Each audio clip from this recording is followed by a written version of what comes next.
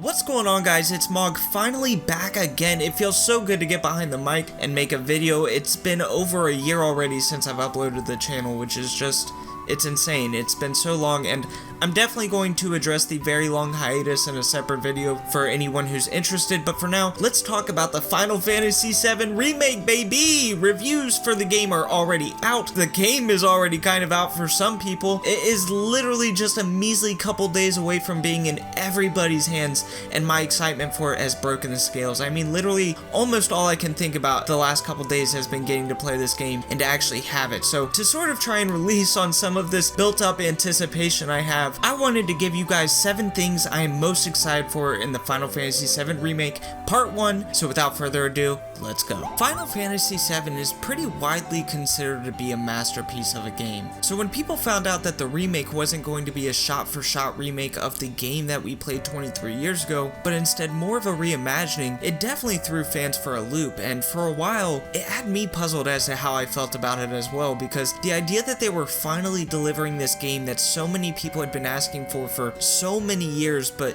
the story wouldn't be the same, it just seemed like such a ridiculous idea to me. And so it was one of those if it ain't broke, don't fix it kind of things, and because of that mindset, I couldn't understand why Square wanted to take this direction. But after thinking about it a lot more over the few years we've had to wait, for the most part, I'm pretty excited for the changes and getting to see how this new story unfolds. So naturally, something I've thought a lot about and have been excited to see over the years, and even more so as we approach the game's releases, what's new? Well, I'm still very much hoping that rather than changing key story elements, the game really just expands on what it already has on its plate and then adds to it, because while some improvements here and there could have been worked in, I think that the story from the original game is still amazing, and it would have worked out just fine without major changes. But with that, I like that they want to make this game a new experience for everyone, and that there are going to be things that even players like myself who have played the game so many times will be surprised by, and that's the best part about this new story, because I definitely want the original story still intact, sure, but I also do want some things to throw me off guard. So I look forward to learning more about this world, more about the characters that probably didn't have as much screen time in the original, like with what they're doing with Avalanche, getting to learn these new characters, and getting to see how well the new plot elements blend with the old. Square Enix knows what this game means to fans, and I don't think they would do anything to take away from the legacy that they made with the original, so I'm really excited to see what exactly they have in store for us.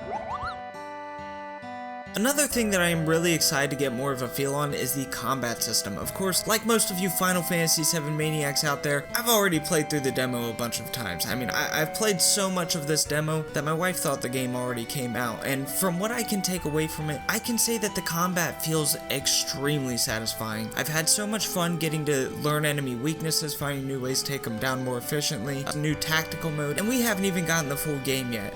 I can't wait to really dive into this new system, and look forward to seeing how the combat scales over the course of the game, fighting bigger, badder, just stronger bosses. Alright, so I don't want to spend too much time on this one because I know this is on everybody's list. I know all you weirdos want to see Cloud put on a dress, go to Don Corneo's place, and have him bust some moves on Cloud. And so do I. This whole sequence is probably one of the most crazy sequences in video game history, from a squatting contest with the bros in the gym, Cloud dressing as a girl, all the way up to Tifa and Aerith becoming probably the scariest characters in the series, threatening to mutilate Don Corneo, and I wouldn't have it any other way. This is ingrained in Final Fantasy VII's history, and I was honestly very worried that it wouldn't make it to the final product of the remake, and now that we know that it's definitely there, I can't wait to actually get to play through it. I know trailers have already shown glimpses of this part of the game, and so far, I couldn't be happier with what we've been shown. Not only do they keep this true to the original game, it's almost exaggerated even more than it was then, and I love it.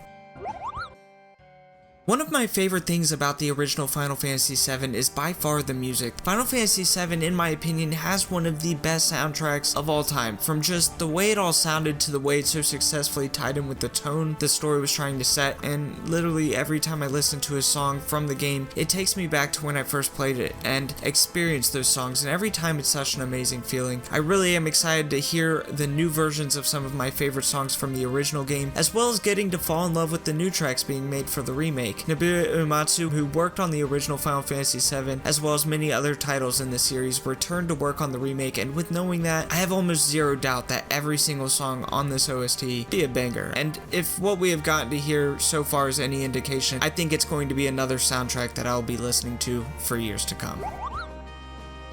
Something else I am really excited to see out of this remake is the characters, but more so how Square handles them and how will they develop them. The characters of Final Fantasy VII are some of my favorite in the series, and I think it's because the game has so many standout, amazing character moments that really make you care about each of them. Each of the main characters have deep backstories, most of which will just straight up tear your heart right out of your chest. They all have their own ambitions, and in the end, they all learn their own lessons. All of that melded together so well really gives each one of these characters a level of depth that isn't present in as many games, and I think Square's ability to make all of us fall in love with each one of those characters the way that they did is one of the top 10 reasons why I would say that people love this game so much. In fact, I would even go as far as to say that some of the most memorable moments from Final Fantasy VII are the backstories of its characters. These sequences, I think, above most parts in the game is where it really started to show its maturity. So I hope that the remake treats these characters with the same level of care and respect. We know that Avalanche's gang is going to play a lot bigger of a role in the remake than they did in the original, so it would be really nice if they also got that treatment as well, since we're going to get to spend so much time with them this time around, and it will definitely make the impact of the next thing I'm most excited for much greater. But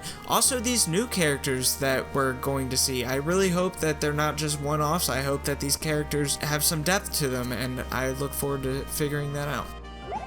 Alright, now, this is something I'm really excited for. It was honestly just a huge toss-up between this and the next one for number 1, because I really did want this to be number 1, but this is just such a specific part that I am absolutely the most excited to get to play, and for the first time in glorious modern graphics, the Fal of Sector 7. This is my favorite part of the Midgar section in the original game, when Shinra finds the location of Avalanche's base, and in an attempt to put an end to them, levels the plate upon Sector 7, killing most of the people under it, as well as our beloved Avalanche members, Biggs, Wedge, and Jesse, and just crushing our hearts along with them. This part of the game is huge because it's the first time we see characters that we know killed off, and it gives you a tone and feel for what's at stake, and that this game definitely has consequences. Since this game is only based in Midgar, we can assume that this is going to be towards the end of the game, and I can only imagine that this part is going to be massive, way bigger than it was in the original. Just trying to imagine how this will play out in the remake gives me goosebumps, and I can't wait to go through this again, and for the first time ever, this time,